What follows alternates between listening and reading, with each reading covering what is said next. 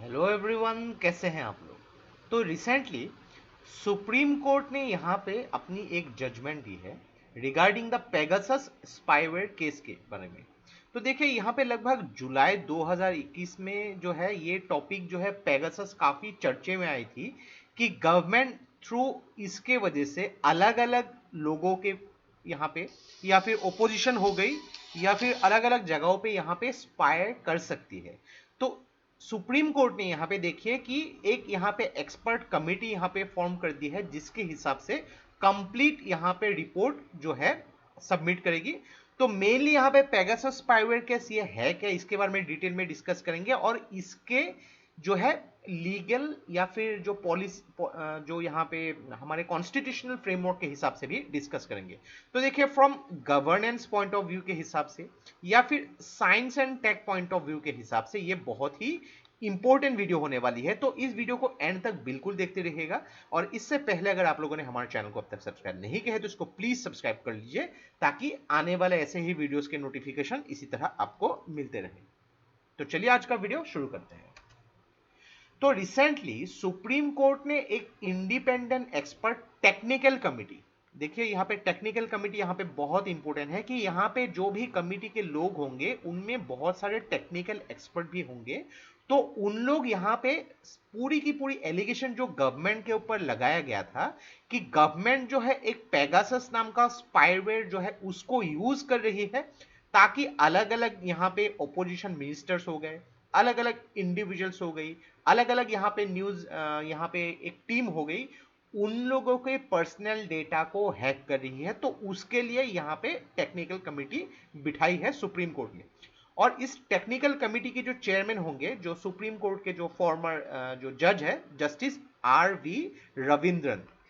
तो यहाँ पे देखिए, ये रविंद्रन कमिटी पूरी तरीके से इसको एग्जामिन करेगी, पूरी तरीके से इसकी जो रियलिटी को चेक करेगी। यहाँ पे टेक्निकली पूरी चीज को यहाँ पे एग्जामिन करने के बाद यहाँ पे लीगल एंड पॉलिसी फ्रेमवर्क को यहाँ पे जो है रिपोर्ट जो है सुप्रीम कोर्ट को यहाँ पे सबमिट करेगी कि ये अगर गवर्नमेंट कर रही है, क्योंकि ये सिर्फ एलिगेशन है गवर्नमेंट के ऊपर, अगर यहाँ पे गवर्नमेंट कर रही है तो उसकी यहाँ पे लीगल कॉन्सिक्वेंसेस कैसे होंगे, या फिर यहाँ पे साइबर सिक्योरिटी क्या हमारे देश में उसको इफेक्ट हो सकती है, तो इसको भी देखा जा सकता है। तो जुलाई की महीने की बात है, यहाँ पे काफी सारे लोग जो है यहाँ पे, चाहे वो वेटरन जर्नलिस्ट हो गई, एडिटर्स गिल्ड हो गए, इवन इंडिविजुअल्स हो गए यहाँ पे, तो उन्होंने भी गवर्नमेंट के ऊपर एलिगेशंस लगाए थे कि गवर्नमेंट जो है पेगासस स्पाईवेयर जो है ये यूज कर रही है।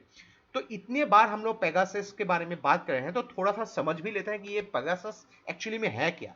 तो पेगासस अगर देखेंगे, इसको ग्रीक माइथोलॉजी में एक जो व्हाइट हॉर्स जिसके विंग्स होते हैं, यानी कि उड़ने वाला घोड़ा भी कहा जाता है, लेकिन यहाँ पे उड़ने वाले घोड़े के बारे में नहीं बात हो रही है। तो मेनली देखिए कि पेगासस एक स्पाईवेयर टूल है जिसको डेवलप किया गया था एक इजरायली फर्म जिसका नाम है NSO ग्रुप।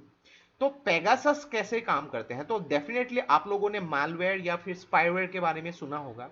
तो ये एक चीज याद रखिएगा कि पेगासस ग्रुप जो है, इसकी जो सॉफ्टवेयर है उसके लाइसेंसिंग जो है बहुत ही ज्यादा एक्सपेंसिव है। लगभग आपके करोड़ों में आता है। ये एग्जैक्ट अमाउंट तो मुझे नहीं पता, लेकिन 50 से लेकर 60 करोड़ की यहाँ पे लाइसेंस ही होती है और उसके लिए एक टीम की जरूरत होती है। तो पेगासस जनरली यहाँ पे इंडिविजुअल्स को नहीं यूज कर सकते हैं, यहाँ पे गवर्नमेंट ऑफिशियल्स या कोई भी देश की गवर्नमेंट उसको यूज कर सकती है। इंडिविजुअल्स के बारे में ये नहीं कहा गया है कि कोई इंडिविजुअल्स जो है वो पेगासस यूज नहीं कर सकता है। लेकिन इसकी जो फंक्शनिंग कैसे होती है, तो क्या होता है कि यहाँ पे जैसे कि हम लोग जानते हैं कि मालवेयर या ऐसे चीजों के थ्रू आपके फोन में क्या होगा कि एक जो है लिंक सेंड किया जाएगा।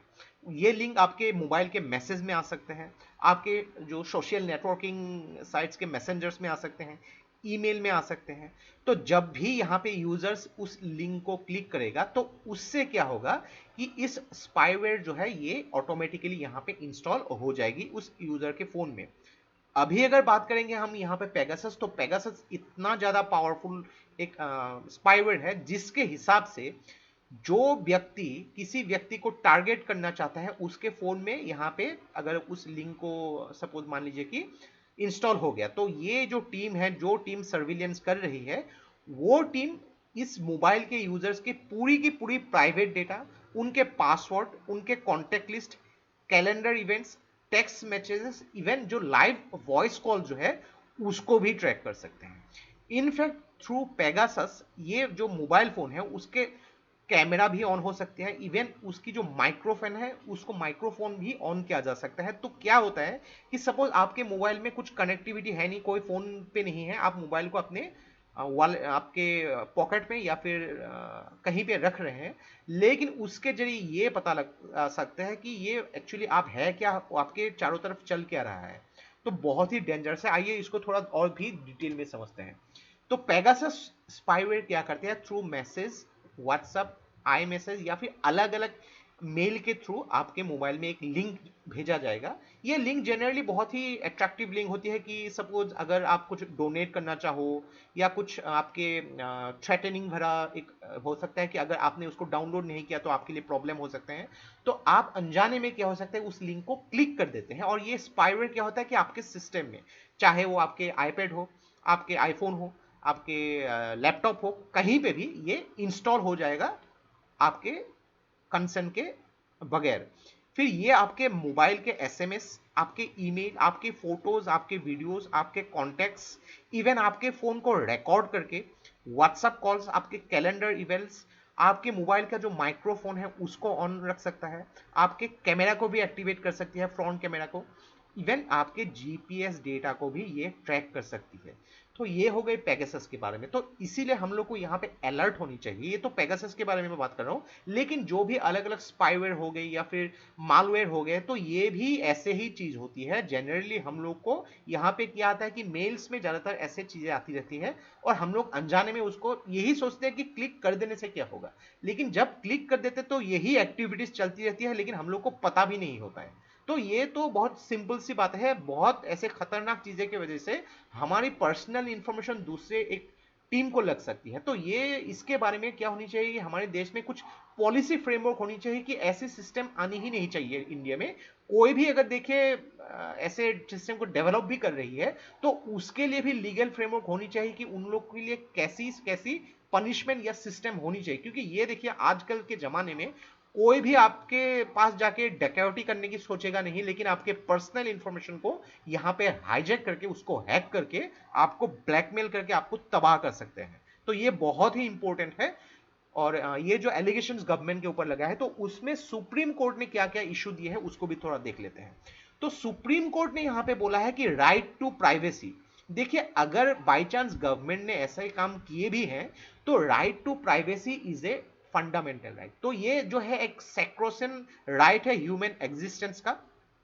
कोई भी व्यक्ति किसी भी व्यक्ति के कॉन्सेंट के अलावा उसको यूज नहीं किया सकता, बिकॉज ये ह्यूमन डिग्निटी और उनके ऑटोनॉमी के खिलाफ है।